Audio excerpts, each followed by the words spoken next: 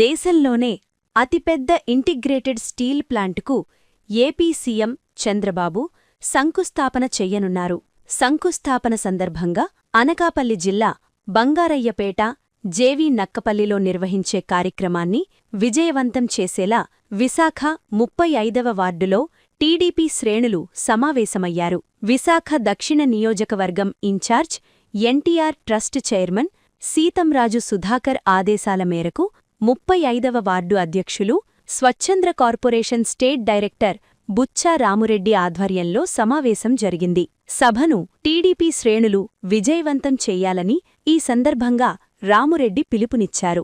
ఈ కార్యక్రమంలో నియోజకవర్గం తెలుగు యువత ప్రెసిడెంట్ బుచ్చా శ్రీను, సురేష్, కనకరాజు, విజయ్ కుమార్, లలిత, పువ్వుల శ్రీను, రమేష్, చిన్న, బుజ్జి గణేష్, వల్లి రమణ, వెంకటరమణ, నాగమణి, పూర్ణ, టీడీపీ నాయకులు, కార్యకర్తలు, బూత్ కమిటీ సభ్యులు తదితరులు పాల్గొన్నారు. స్టేట్ కమిటీ కూడా ఒక కమిటీ వేసిన జరిగింది. కమిటీ వాళ్ళు కూడా ఇన్ఛార్జీలు వెళ్ళడం జరిగింది. ఇన్ఛార్జీలు ప్రతి ఒక్క వార్డులో కూడా గాజువాక, గంటోడ, మరగవరం, శ్రీయానపురం, పెందుర్తి వరకు కమిటీలు పడ్డాయి. వైజాగ్ మొత్తం అందరూ కూడా 23వ తారీఖున అందరినీ తరలించడానికి ఇది బాగా ఇండియాలో ప్రపంచ దేశంలో ముచ్చితంగా ఈ ఫ్యాక్టరీ అందరూ కోరుకున్న ప్రకారంగా ఇన్నాళ్ళకి ఇది జయప్రదం చేస్తారు. నారా చంద్రబాబు నాయుడు ఓపెనింగ్ మట్టుగా మంచి సక్సెస్ అవుతుంది అందరూ కోరుకుంటారు.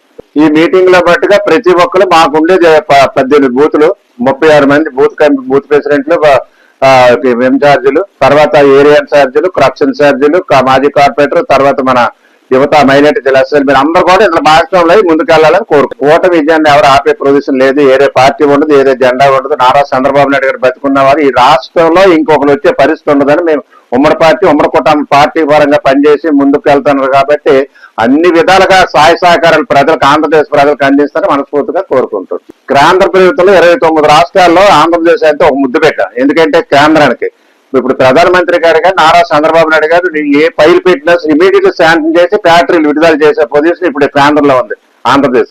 నారా లోకేష్ గారి విజన్ ఏంటంటే నిరుద్యోగ సమస్య మట్టుగా ఉండకూడదు, పేదరికం అయితే నిర్మాణం చేయాలని ఒక తపంతో ఆంధ్రప్రదేశ్ లో తండ్రి కొడుకులు కానీ, ఉప ముఖ్యమంత్రి పవన్ కళ్యాణ్ గారు కానీ ముగ్గురు కూడా కంకరం కట్టుకుని ఈ ఆంధ్రప్రదేశ్ లో ముందడుగేసే అవకాశం ఉంది. ఇండస్ట్రీలు ఆంధ్రప్రదేశ్ లో వస్తున్నాయంటే ఈ నిరుద్యోగ సమస్య నిర్మూలన అయినట్టే కదా. దాని గురించి ప్రజల్లో కూడా మంచి స్పందన, ఆప్యాయత అనురాగాలు ఉంటాయి కదా. దాన్ని పెట్టి ముందుకెళ్లే అవకాశం ఉంటుంది ఉమ్మడి పార్టీ.